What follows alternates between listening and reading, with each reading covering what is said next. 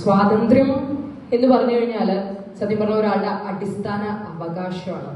അത് അംഗീകാരമായി മാറുമ്പോഴാണ് ഒരാൾ നൽകേണ്ടതോ അല്ലെങ്കിൽ ആരെടുത്തുന്നെങ്കിലും പിടിച്ചു വാങ്ങേണ്ടതോ ആയി മാറുന്നത്. നിങ്ങൾ തന്നെ ചിന്തിച്ചു നോക്കൂ, അത് അവകാശമാണോ അതോ അംഗീകാരമാണോ എന്നത്. ഈ വ്യക്തിയായി മാറാനുള്ള അവസരം വീട്ടുകാർ ഒരുക്കിയിട്ടില്ല. അപ്പോ പിന്നീട് വർഷങ്ങൾക്ക് ശേഷം ഇവരുടെ ഈ ഒരു തണലിൽ നിന്ന് മാറി നിൽക്കുമ്പോൾ പുറം ലോകത്തേക്ക് ഇറങ്ങുമ്പോൾ പുറത്ത് കാണുന്നതെല്ലാം വർണ്ണങ്ങളായിട്ട് കുട്ടിക്ക് തോന്നും. കാരണം അനുഭവങ്ങളില്ലാത്തത് കൊണ്ട് തന്നെ പുറം ലോകത്ത് നടക്കുന്ന കാര്യങ്ങളും അനുഭവങ്ങളും സാഹചര്യങ്ങളും എല്ലാം ഏതാണ് ശരി, ഏതാണ് തെറ്റ്, ഏതാണ് ഇരുണ്ടത്, ഏതാണ് വെളിച്ചമുള്ളത് എന്ന് തിരിച്ചറിയാനുള്ള ഒരു കഴിവ് കുട്ടിക്ക് ഇല്ലാതെയായി പോവുകയാണ്. പലരും ജാതിയുടെയും മതത്തിന്റെയും പേരിൽ അനാവശ്യമായിട്ട് സ്വാർത്ഥരാകുന്നുണ്ട്.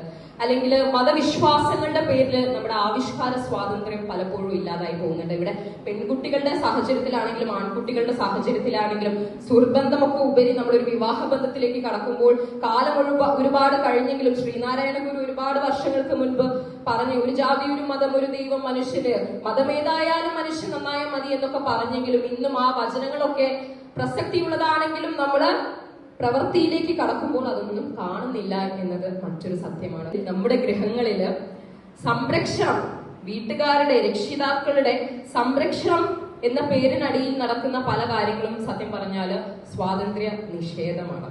ഇങ്ങനെയുള്ള ഒരു കുട്ടി കുറച്ച് വർഷങ്ങൾക്ക് ശേഷം വീട്ടുകാരുടെ സംരക്ഷണത്തിൽ നിന്ന് പുറത്തേക്ക് വരേണ്ട ഒരു സാഹചര്യം എന്തായാലും വരും. ഇപ്പോഴും ആ കുട്ടി 18 കഴിഞ്ഞെങ്കിലും ഒരു വ്യക്തിയായി മാറിയിട്ടില്ല, അല്ലെങ്കിൽ വ്യക്തിയായി മാറാനുള്ള അവസരം